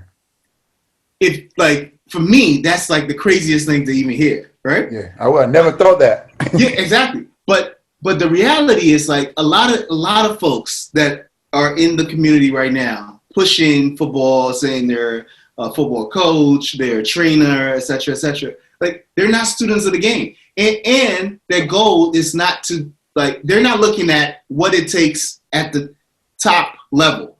That's not their goal. Like for most people, and I actually have frank conversations with folks a lot. Like for most people, their ultimate goal is to play or like get a kid to play at a D2, D3 college. Why stop there? We don't do that with kids in school. No, but this is what I'm trying to tell you. This is the mentality. They're like, oh, if so and so. I mean, if they go to D1 and get a partial scholarship, they hit the lottery.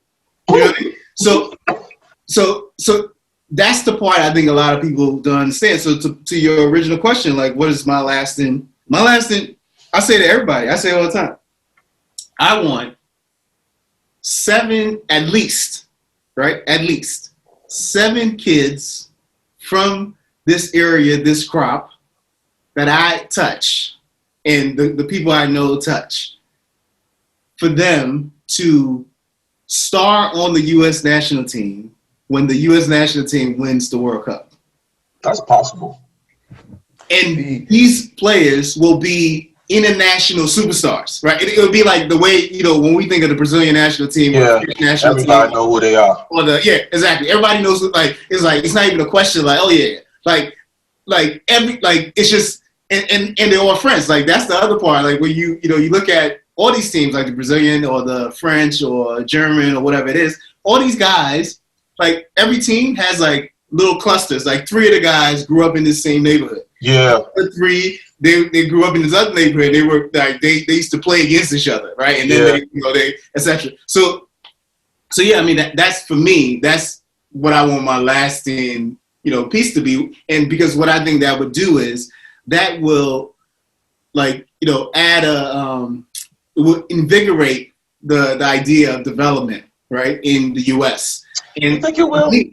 Yeah, I really do. And the reason is the reason is because for me, the U.S., like the conversation we're just having about, why are players in Africa constantly going to other places. Okay, so the U.S. literally has what all these big clubs are constantly scouting for, going over, you go in London, etc.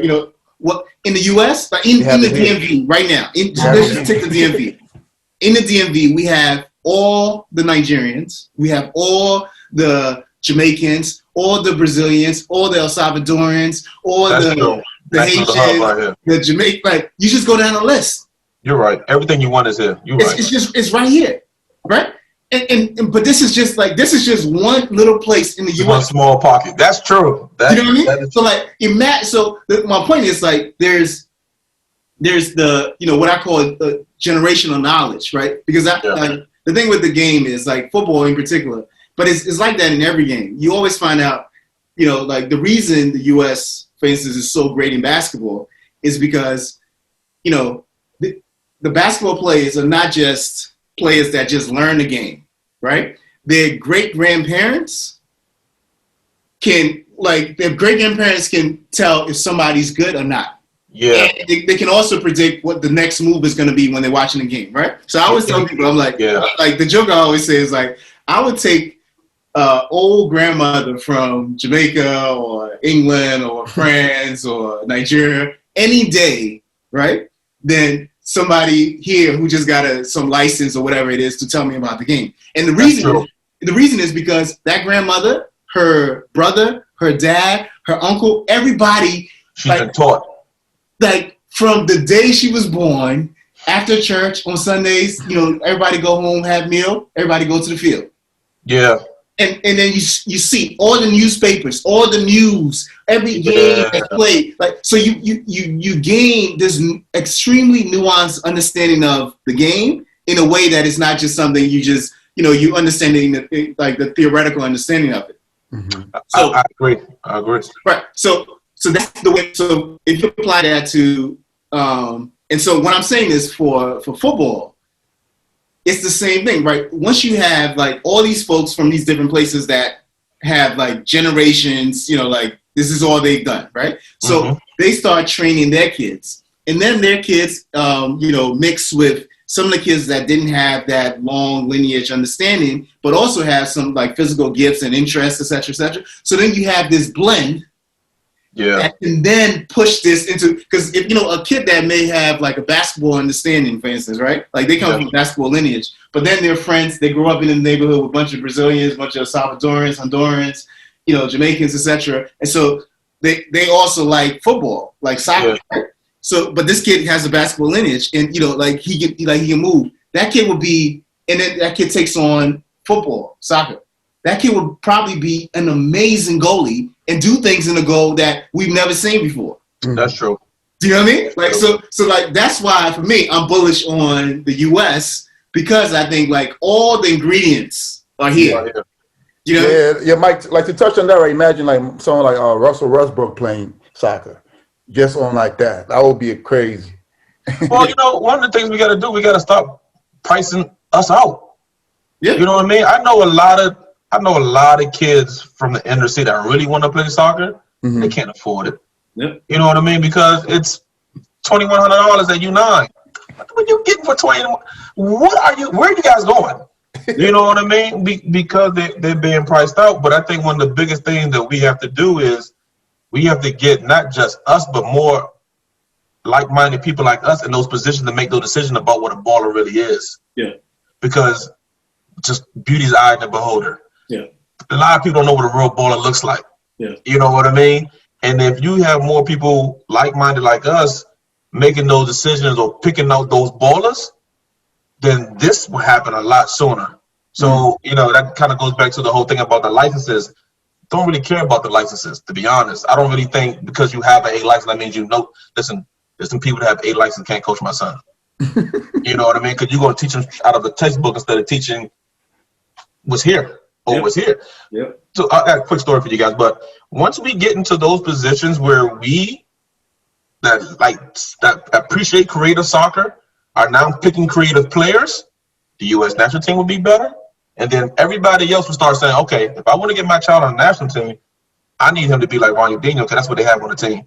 I need a Bebeto. I need a Romario. I need a Cafu. I need those type players. You know what I mean? If we're being honest, who do our kids look up to on the national team now? Who do they want to be like? Because they don't play how we want them to play. They don't play with that passion, that skill, that excitement, that joy. Yeah. So that's not motivating them to do that. You know what I mean? So, quick story. Amir had a practice 2 years ago. He was dribbling, doing his thing, enjoying himself. And I was training my kids. So I walked over and he was crying. And I'm like, yo, why are you crying? He's like, man, yeah, the players keep saying that I'm dribbling too much. And I was looking at the training session every now and then when my training session was going on. And he was, giving the ball up, passing it, getting the ball back. And I said, Amir, why are you letting that bother you?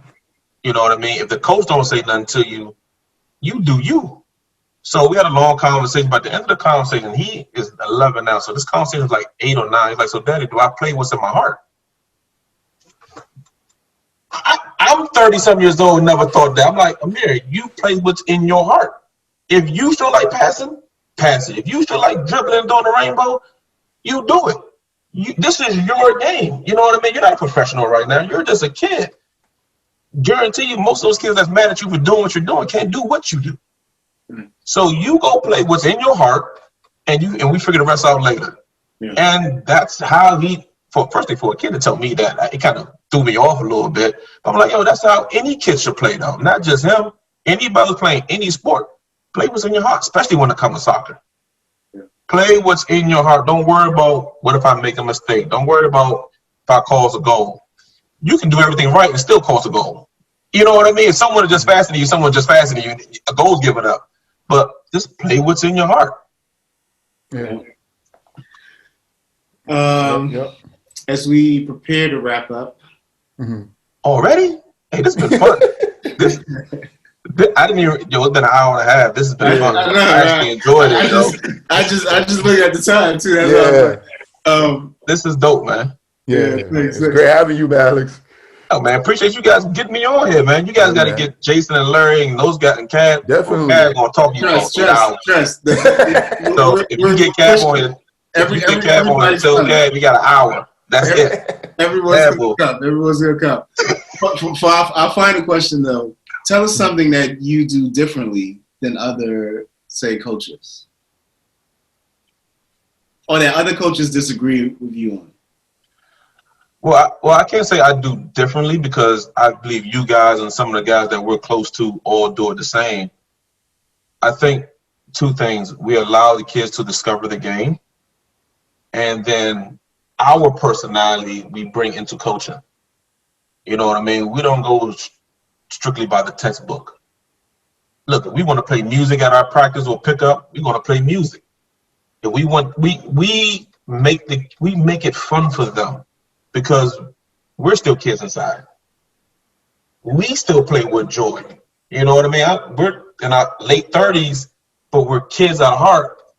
So what we think would be fun for us, we know it will be fun for them. You know what I mean? We got to think about so many other things in life, but we're enjoying this moment. They don't have to think about any of that. So we know they're going to have fun. So, just making it about them, making it fun for them, making them want to come back. Making them say, you know what? I'm not worried about if I make a mistake. I'm going to enjoy this hour and a half, 2 hours, whatever we got going on. We make sure that they enjoy it. We make them fall in love with the ball first. Before anything else, fall in love with the ball. Do you love the ball? If you love the ball, you love the game. You know what I mean? I think not just me, but I think all of us, that's what we do that's different than everybody else. You know what I mean? We really make it fun for them. You know what I mean? And we're very patient with them because some of these kids, goodness gracious.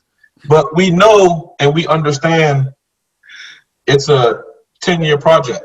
Yeah. It's never 1 year, 2 year. It's when we get kids, we're thinking, like you guys said, how can I get them on the national team?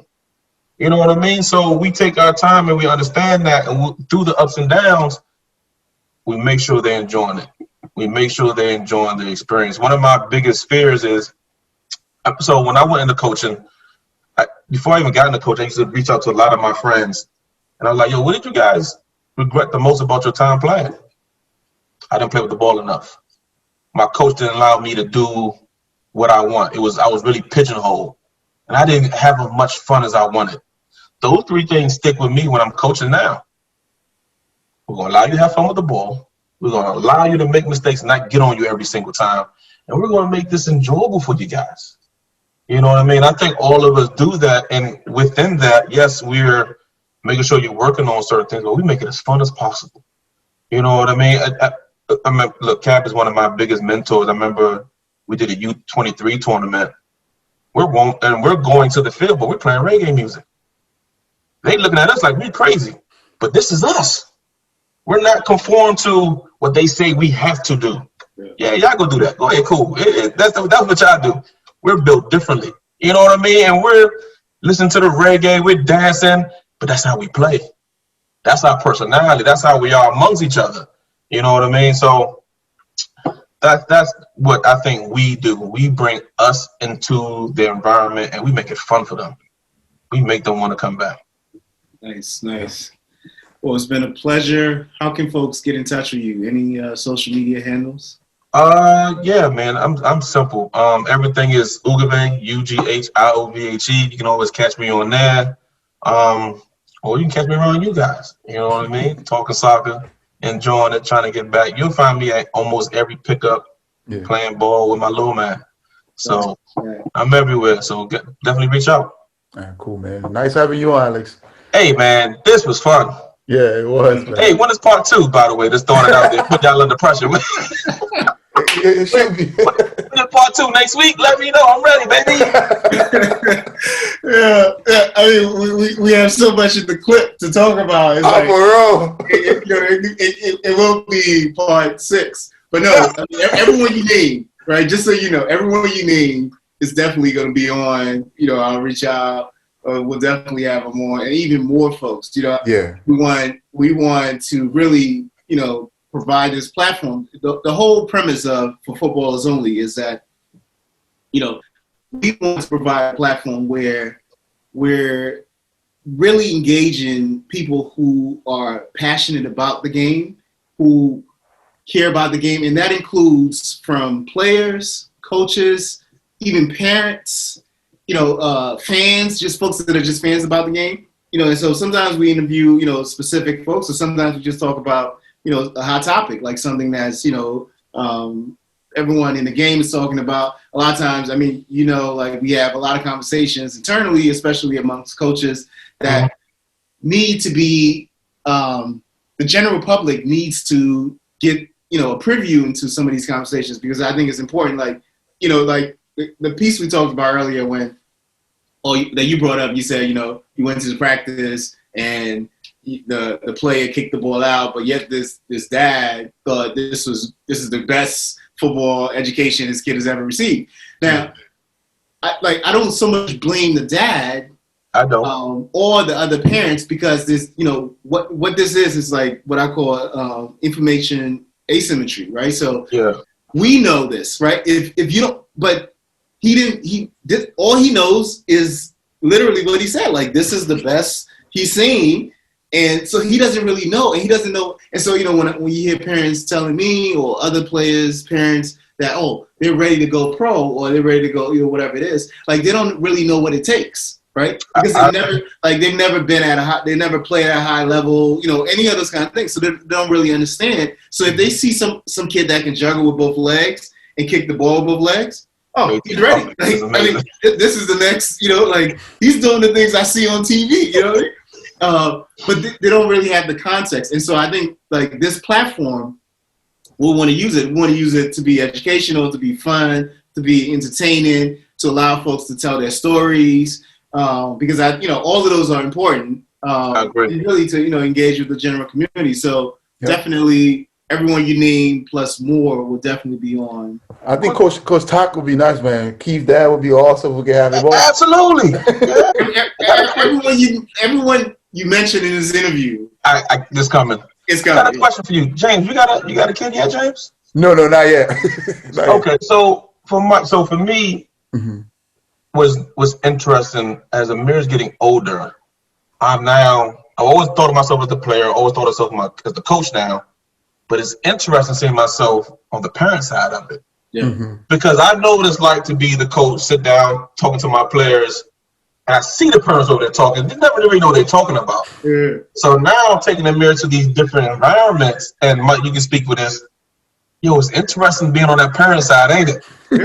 Because we're coaches. So now that we're on the parent side, yo, it's very interesting hearing some of the things they say, and even just how they view me, because they don't know anything about me, and how they view me in the mirror. It's interesting. I'm like, oh, so that's what you guys be talking about on the sidelines. And I always told myself as I got older and I have a child, I'm gonna be that parent by the corner flag. I don't want to hear what y'all saying. I'm not there yet because I've always coached the mirror, so I've always been on the coach side. Yeah. I'll probably give myself another 2 or 3 years of being on the parent side and actually just listening to what they're saying before I say, you know what, enough is enough. I'm gonna go sit down there by the corner flag. But how does that, like, when you're on that parent side, when you watch a Michael, like, how does that? No, see, for me, I use it. Similar to this. I enjoy engaging in discourse with folks because it helps me better understand where they're coming from, and like based on what someone says, I can also then understand. Okay, I see. Like this person doesn't really know the game, or really doesn't have the true understanding of the context, and their experience is limited. So then I feel it's incumbent on me to help. Not like me. Yeah, really to talk to them in a way so that they see. Try to educate you. Yeah. Exactly. So I do that a lot. And Jason, you guys know Jason Good. Like, Alex, shut up. They're not listening to you. He's like, Alex, stop wasting your time. Like, Alex, I made time you had conversation with parents, and they still don't listen to you. And I'm like, yo, I feel like I gotta talk to them. Like, I feel like I'm doing them a disservice if I don't speak up and say, no, this isn't good. Yeah.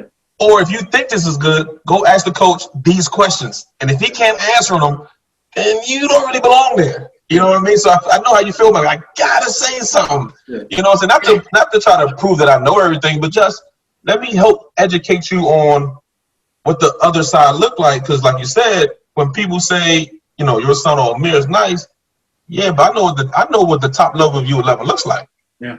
And to my eyes, he's not there. Now to you guys maybe, but the top U11, U12, they don't make too many mistakes. Yeah. You know what I mean? So when you guys say he's nice, I'm like, yeah, but in my head, I know this kid is really nice. He's not there yet. You know what I mean? Yeah. So let's try to educate him. And another part, like what I really try to do is not even getting the point is not to get the information from me. I refer them, right? So I'll say, go look at, if you think so-and-so is nice, or if you think this is a great development, etc. Go look at the Dynamo Kiev. You can go on YouTube and look at their development. They don't talk about them enough. Dynamo Kiev and what they do. Oh, it's crazy. So I know we're going long into it, but I used to get into a lot of arguments with coaches and parents about one-on-ones, right? Why are players doing one-on-ones? And it's for many different reasons why you do one-on-ones. But there's a clip from Dynamo Kiev, and they say up to like U17 they do one-on-ones in training. Yep.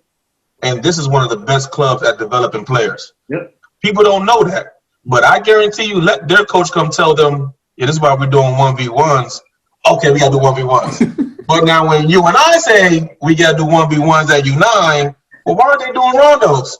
Dynamo Kiev is not doing rondos at U9, but it's okay for them not to do it, but we got to do it? No, right. So that's what I'm saying. Like, so what I do is, like, because I'm such a student of the game, right? Like, I'm constantly studying and like, I'm always interested in new information. So I have a lot of this just in my head, you know what I mean? So like once we start talking and based on what you say, then I'll be, oh no, just go on YouTube. Like, you don't have to believe me. Just go to YouTube. Yeah. And then look at the top, like, you can look at, Barca's Academy. You can look at Ajax. You just go down the list. Look at the various training programs. Look at what's taking place. Look at the competition, right? You can even, like, if you want to type in the top 12-year-olds in the world, you can do all of this. Yeah. And then you would get a better sense of, okay, this is a long-term play, right? Like, I can't focus on winning this game or, today or whatever it is. I need to look at okay, if I make incremental improvements, meaning if my kid makes incremental, just 1% or That's half a a win. percent That's a a day win. or a week, by the end of a year, they would have improved so much that it'll just be looking at a completely different person. At the end of 2 years, it would just and all these improvements will compound to a level that I myself would be completely shocked. That actually has happened with some parents. Yeah. And to the point, so now they serve as the evangelists for me. Yeah. Do you know what I mean? Like, so now, like, they're like, and even, I mean, if sometimes at pickups, when they come, and a parent come to me and, talk about something, I usually would just say, you know what, go talk to that parent over there. There you go. That's how you do it. Go talk to the parent. Go talk to that parent. That parent came to us, their kid was like 8 or whatever it is. And, we laid out the framework, like, the kid can't really move, they don't even have their motor skills down, etc. But you think they're the next thing next to Maradona, but they're not. And this is the conversation I have with them, like, at 8, 9, right? But that's okay. I see that this kid is really passionate about the game. This kid really likes the game. The kid is willing to learn. And this kid has some physical gifts. What we're going to do is we're going to work with them. And in 3 years, you're not going to, it's going to be a complete, you're not even going to understand this person. It's going to be a completely different person. And the 3 years has passed. And now, and that parent, I mean, parents see it every day. And so when they see it, they become the evangelists. You know what I mean? They're telling everybody who will listen, no, I'm telling you, it doesn't look good. I mean, even, you know what's crazy? Like, I tell parents, because, like, sometimes we would work with, like, 4-year-olds and 5-year-olds and 6-year-olds, right? And, the big thing that parents get frustrated with, which is, like, during, like, when we have these little, like, pugs or whatever, and the kids are supposed to be playing, 3-a-side, 4-a-side, whatever it is, one of the kids would, instead of playing, would stop and pick up a piece of leaf or grass, and that would be the thing that is the most interesting thing to them, right? And the parent on the sideline would, completely lose it. Like, oh my goodness. And after the game, after the game, the parent would want to, like, talk to me about the kid not being interested, or talk to the kid about have to do this, etc. And, I always try to tell them, I'll tell them, like, you see that guy, like, Michael would be there, or one of the other kids that we've had from a while. I was like, that's what they all do. They all do that. It's okay. It doesn't mean anything. This kid is as passionate about the game as, anybody else. It's just that this is it requires socialization this early, right? Like, it's like going to kindergarten the first time. You haven't been around people, and the kid is interested in the leaf. The leaf is green. It has, like, different texture. He's a kid. Lee's a kid. So here's a funny story. So I gotta see these pictures. So I remember Amir when he first started playing. I put Shingas on. The man cried for 30 minutes. Like, there's a picture of him crying because I put Shingas on for his first soccer practice. Yep. I take him to the coma. Keith is out there. Coach Tucker's out there. Amir snatches hands off me and he runs. And I'm like, I got one. But we all know how Tacoma is set up. Man ran past the field, right to the playground. Yes. And I looked at him and I said, okay, well, today's going to be a playground day. Come back the following week. Let my hand go. I'm like, today's the day. Right to the playground again. I said, you know what? It is what it is. Yeah. And you know what? I knew he wasn't going. Nobody loves anything the first time they do it. It's a trial and error in the field type of thing. Mm-hmm. But his mom took him like a month later. He played soccer. I remember actually. I remember because he actually played in my group. And she calls me. She's like, "Yo, he's playing." I'm like, "Of course he will when you're there." You know what I mean? But that goes back to what you're saying. At that age, man, their attention span is so small. Yeah. Listen, they could be running with the ball, see a butterfly and stop and look at the butterfly. Yes. But you gotta allow them to do that. And like you said, look, a couple of years later, look what the kid is doing. Yeah. Who would have thought that? We know that because we've been through the process. Yeah. It's sometimes a little different because we're the parent looking at that kid go through that process. Like looking at times when Amir was just dribble. Now Amir doesn't just dribble. And that's like a year change. Yeah. But like you said, every day, every year, you'll see the change in the kid if he's enjoying himself and working on it. But I agree with you wholeheartedly. Yeah, I witnessed that with many kids, but I witnessed it with my son as well. Like, yo, a man ran past the field to the playground just to go down the slide. Yeah. What am I going to say? I'm going to punish him? You know what I mean? But I've also had a parent get mad at me because their kid was looking at flowers or looking in the sky like, yo, this is okay. Now he's playing at a big club in Maryland. I'm like, yo, you see the change? It's a developmental thing. It's social. They will figure it out when they want to figure it out. Yes. And your job as a parent is to pick them up, get them ice cream, drop them off, and that's it. Everything else, let the kid figure out. Let the environment, mold them, and let us do our job. Yeah. So. Yeah, man, it's been a blast. We'll probably. I mean, I have so many ideas, as you know, but I'm not even gonna say it here because. But we definitely got a lot more in store. So let me know. We'll do some group ones. You know what I mean? Like it's gonna be. We'll keep it exciting. Yeah. Man. Once again, I appreciate you guys reaching out to me. Yeah, I've been watching. I'm gonna keep watching. Thank you for reaching out. This was a lot of fun.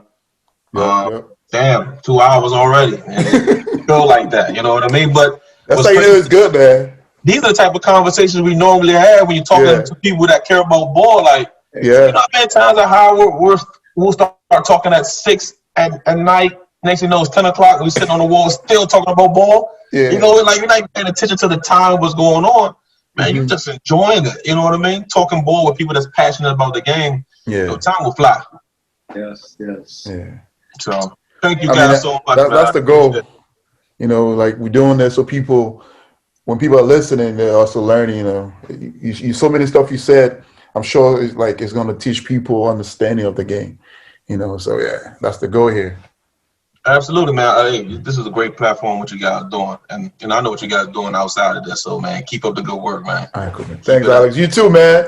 Oh, man, I appreciate it. Hey, we're gonna get together real soon, man. We gotta get all the kids together. Definitely. And let's let them just play. Yeah.